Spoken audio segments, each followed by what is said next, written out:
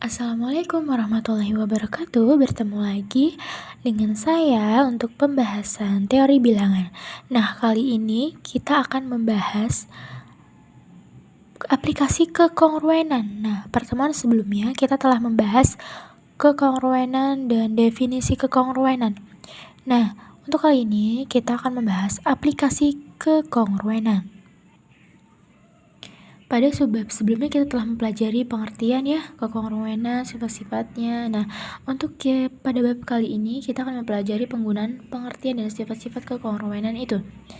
Nah, kekongruenan modulo 9 dapat digunakan untuk memeriksa kebenaran perkalian dan penjumlahan bilangan-bilangan bulat dan dikenal dengan istilah koreksi 9. Kita mengetahui bahwa 10.000 dikurang 1 itu sama dengan 9.999 sama dengan 9 K1 sehingga 10.000 kongruen 1 modulo 9. Kemudian 1000 kurang 1 itu sama dengan 999 sama dengan 9 K2 sehingga 1000 kongruen 1 modulo 9. Ya. Dan selanjutnya, kemudian akan ditunjukkan bahwa setiap bilangan bulat kongruen modulo 9 dengan jumlah angka-angkanya. Nah, di sini ada contoh. 8.234 kongruen 8.000 ditambah, jadi 8.234 ini kita jabarkan terlebih dahulu. 8 itu apa sih? 8 ini merupakan ribuan, maka kita tulis 8.230 dan 4 modulo 9. Nah, kita ibaratkan lagi 8 ini kita jadikan sendiri, kemudian ribuannya kita jadikan manual menjadi 1000. Jadi 8 dikali 1000, 2 dikali 100, 3 dikali 10, dan 4 kemudian modulo 9. Nah, setelah itu 1100 dan 10 ini kita ambil satunya saja, kita ambil angka depannya saja menjadi 8 dikali 1, 2 dikali 1, 3 dikali 1 ditambah 4. Nah, 8 dikali 1 tentunya bilangan itu sendiri hasilnya adalah tetap 8 ya. Nah, oleh karena itu kita tinggal menjumlahkan bilangan-bilangan 8 ditambah 2 ditambah 3 ditambah 4. Itu adalah hasilnya 17 modulo 9. Ya, jadi 8.249 itu kongruen 17 modulo 9. Selanjutnya dengan cara yang sama kita melanjutkan 17 modulo 9 ini. Ya, jadi 17 kongruen 10. Jadi ini kita jabarkan kembali ya teman-teman, seperti pada contoh yang atas ini. Jadi 1 itu merupakan puluhan, jadi 10 ditambah 7 modulo 9. Kemudian kita ambil angka depannya saja, 1 ditambah 7 dan hasilnya adalah 8.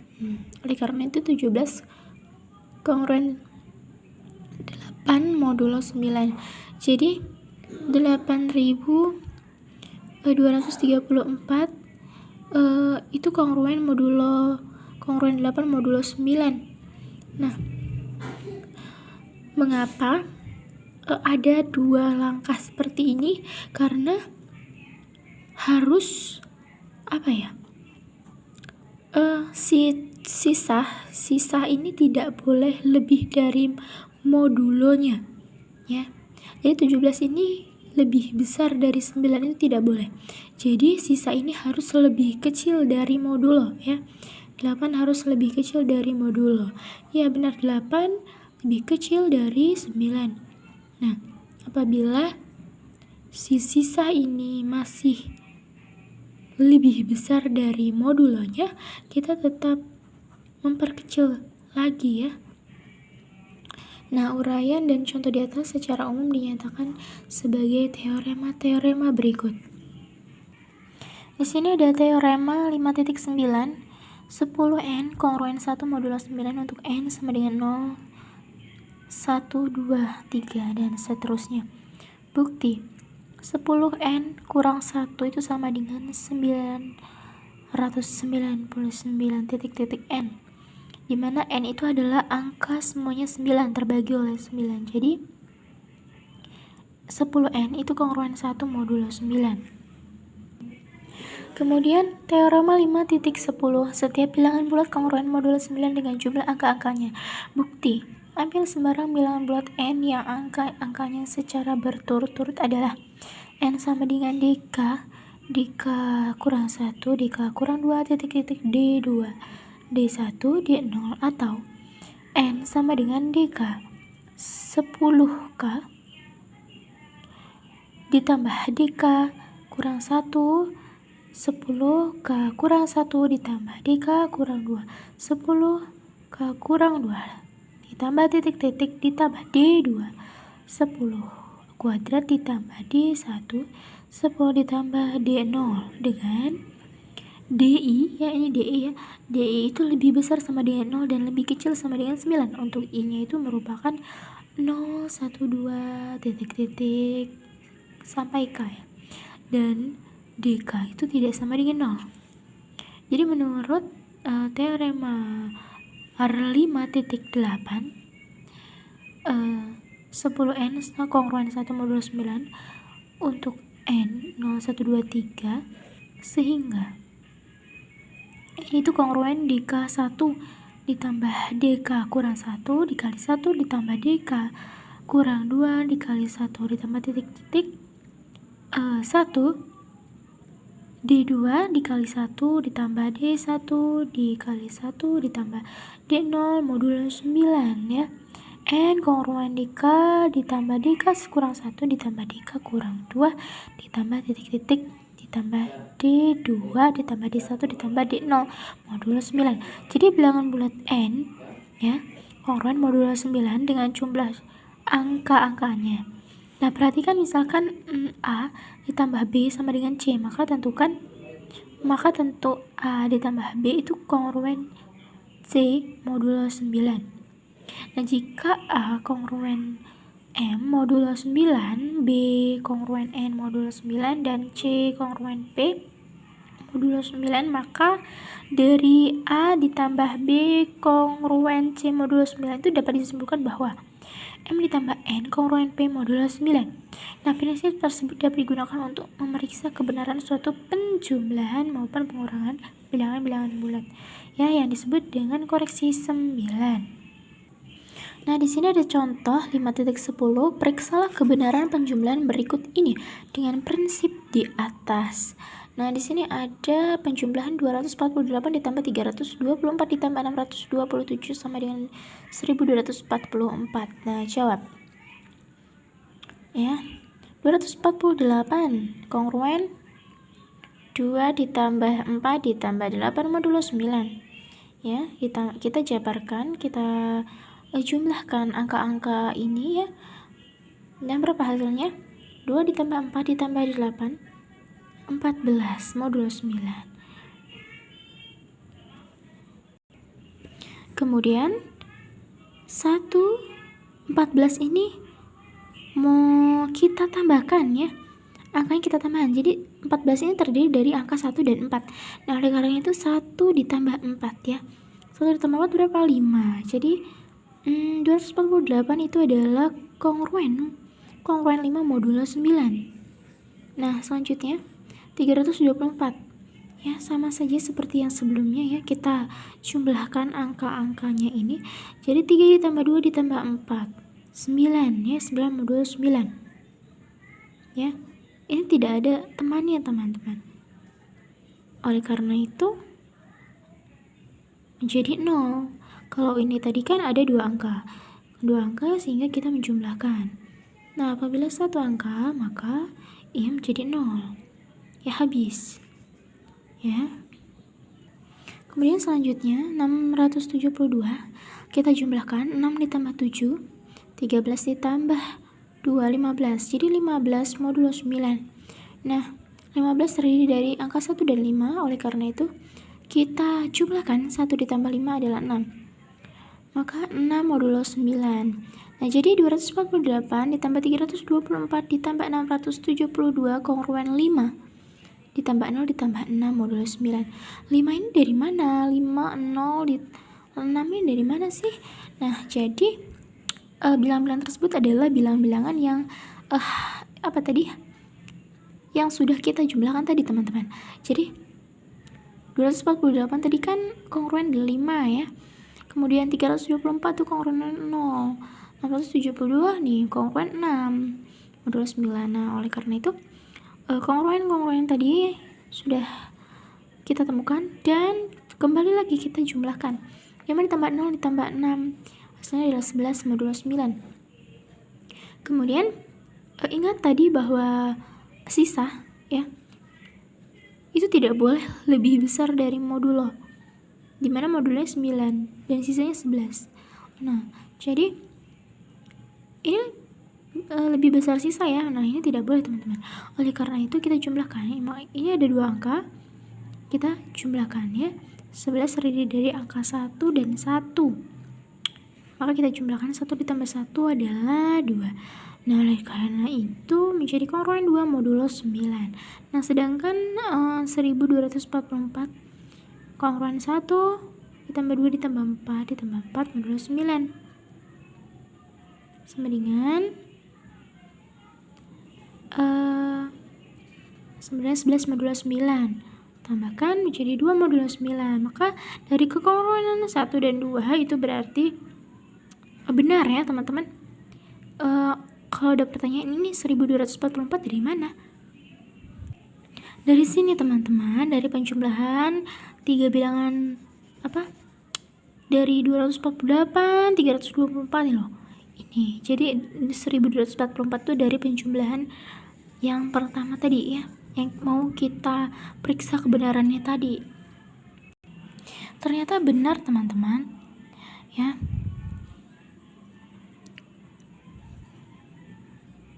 Nih, sama-sama modulo kongruen 2 modulo 9.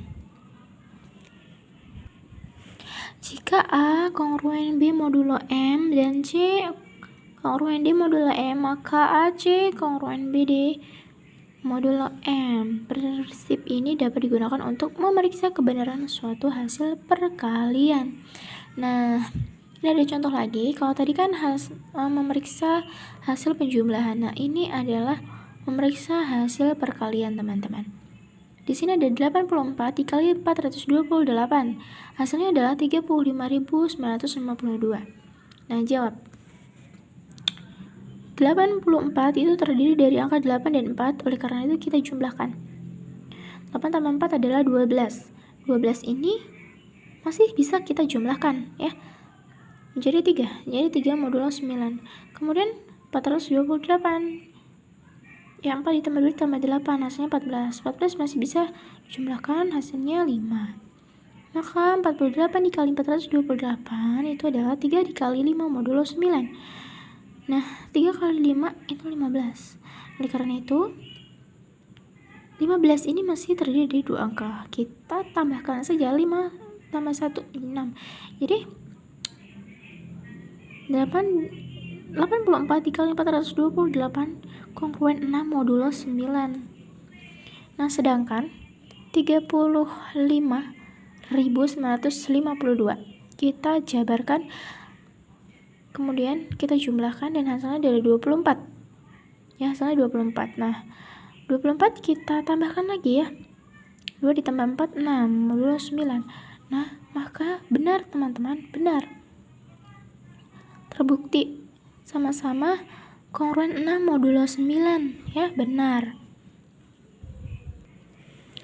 Perlu dicatat bahwa pemeriksaan kebenaran penjumlahan, pengurangan, perkalian, dan pembagian dengan kekongruenan modulo 9 ini belum menjamin bahwa operasi yang dilakukan itu benar atau salah. Tetapi cara ini kita lakukan setelah kita mengerjakan operasi hitung tersebut. Mungkin dalam pengoperasian kita keliru penjumlahan puluhannya, ratusannya, atau lainnya. Dengan kata lain, koreksi 9 tersebut bukan merupakan syarat cukup, tetapi hanya merupakan syarat perlu untuk memeriksa kebenaran hasil operasi. Di sini ada contoh lagi, teman-teman. Contoh 5.12. 10 ditambah 11 sama dengan 30. Kita mau tahu bahwa 10 dan ditambah 11 kongruen 3 modulo 9.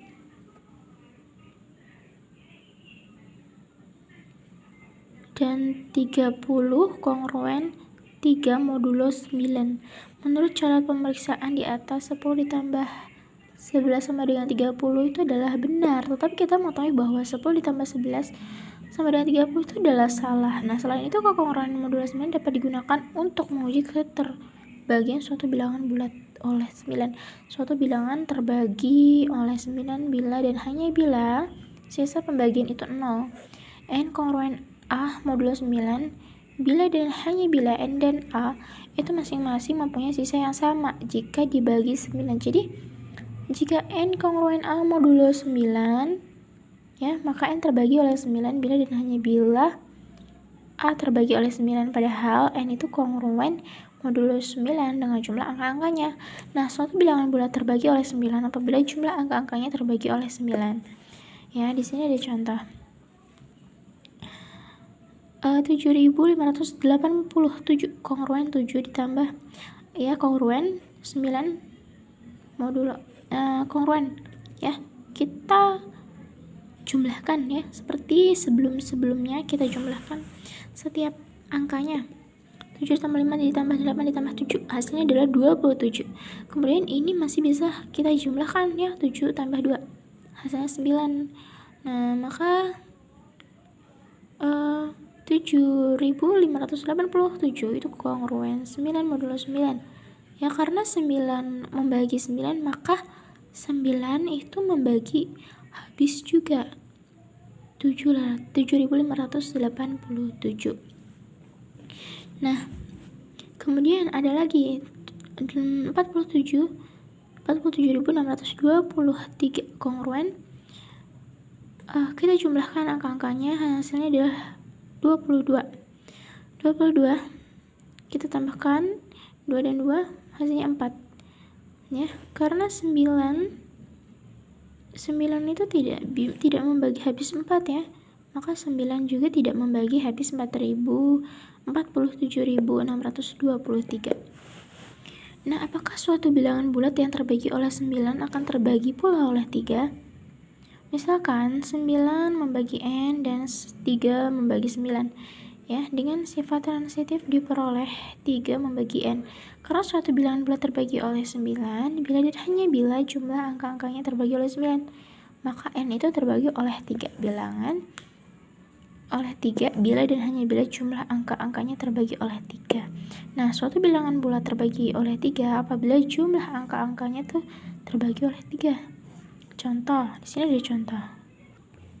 Contoh 5.14, ya. 12.456. Seperti biasa kita jabarkan dan hasilnya adalah 9. Ya, kongruen 9 modulo 9. Karena 3 membagi habis 9, maka 3 juga membagi habis 12.456. Kemudian 42.641 hasilnya adalah 8 modulo 3. Kongruen 8 modulo 9. Karena 3 itu tidak bisa membagi habis 8, maka 3 juga tidak bisa membagi habis 42.641. Bagaimana menguji suatu bilangan bulat terbagi oleh 2, oleh 4, dan oleh 8? Nah, Anda pasti setuju bahwa suatu bilangan terbagi oleh 2 apabila bilangan bulat itu genap. Iya, ya, karena bilangan yang bisa dibagi oleh 2 itu identik dengan bilangan genap. Seperti 4, 8 itu pasti bisa dibagi oleh 2. Nah, coba buktikan pernyataan itu dengan menggunakan kekongruenan modulo 2. Nah, ambil N, suatu bilangan yang dinyatakan oleh N sama dengan AK kurang 1, AK kurang 2, titik-titik A1, A0 dengan AI itu lebih besar sama dengan 0 dan lebih kecil sama dengan 9. Untuk I, 0, 1, 2, dan seterusnya. Kemudian N sama dengan AK 10K ditambah AK kurang 1, 10K kurang 1, AK kurang 2, 10K kurang 2 ditambah titik-titik ditambah A1, 10 ditambah A0. terlihat bahwa suku-suku ruas kanan pada persamaan ini terbagi oleh 2 kecuali A0. Apabila N terbagi oleh 2, maka A0 pun terbagi oleh 2. Ya, A0 adalah suatu angka terakhir dari bilangan N. Nah, suatu bilangan bulat terbagi oleh 2 itu apabila terakhirnya itu terbagi oleh 2. Apakah 10 pangkat 2, 10 pangkat 3, 10 pangkat 4 dan seterusnya itu masing-masing terbagi oleh 4? Jelas terbagi oleh 4. Mengapa? Nah, bagaimana menguji suatu bilangan terbagi oleh 4? Kita misalkan N itu sama dengan AK kurang 1, AK kurang 2, titik-titik A1, A0 atau N sama dengan AK 10K ditambah AK kurang 1, 10K kurang 1 ditambah AK kurang 2, 10K kurang 2 ditambah titik-titik ditambah A2, 10 kuadrat ditambah A1, 10 ditambah A0. Setiap suku pada ruas kanan dari persamaan di atas, persamaan ini ya, kecuali 2 suku terakhir yaitu A1, 10 ditambah A0 itu terbagi oleh 4. Nah, jadi terbagi oleh 4 bila dan hanya bila A1, 10 ditambah A0 terbagi oleh 4. Uraian ini dapat disimpulkan suatu bilangan bulat terbagi oleh 4 apabila bilangan yang dinyatakan oleh 2 angka terakhir dari bilangan itu terbagi oleh 4 juga. Di sini ada contoh 5.15 ya. Ya, 5.134.216 terbagi oleh 4 sebab 16 ya, 2 angka terakhir terbagi oleh 4. Nah, dengan cara yang mirip dengan keterbagian oleh 4, turunkanlah suatu aturan keterbagian yang suatu bilangan bulat oleh 8. Suatu bilangan bulat terbagi oleh 8 apabila bilangan yang dinyatakan oleh 3 angka terakhir dari bilangan itu terbagi oleh 8. Contoh 5.16 ya, 17.256 terbagi oleh 8. Sebab 256 itu 3 angka terakhir ya, terbagi oleh 8. Nah, sekarang bagaimana menguji suatu bilangan terbagi oleh 6? Ya, apabila 2 membagi N dan 3 membagi N, dan karena 2, 3 itu sama dengan 1, maka 6 membagi